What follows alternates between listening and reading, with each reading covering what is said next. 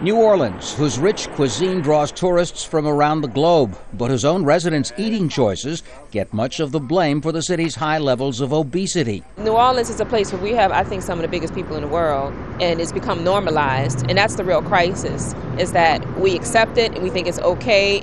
But not to the city's health and education policymakers who are trying to change bad habits from the ground up. It's kind of coming out of the stem, but let me tell you this, from this broccoli crown, little yellow flowers will grow. In the budding garden behind this public school, kids from low-income families who rarely have access to fresh foods learn about the nutritional value of the crops they grow themselves.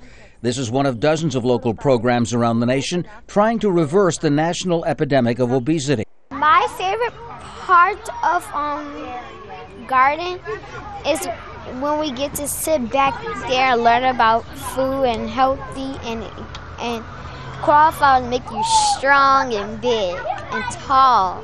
By teaching kids where their food comes from, you're giving them information about the choices that they make. So maybe the next time they want a snack, they reach for an apple instead of a bag of hot chips.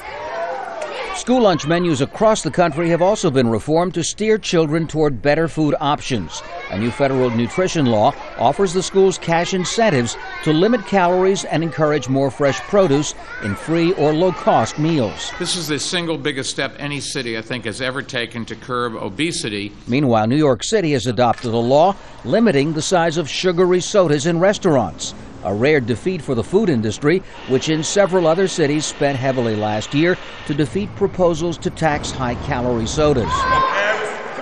Boosting exercise habits, another challenge in the school's battle against obesity. Only a handful of states, not including this one, Louisiana, require a minimum physical education regimen for its school kids. Even fewer states ask for at least 20 minutes of daily recess play.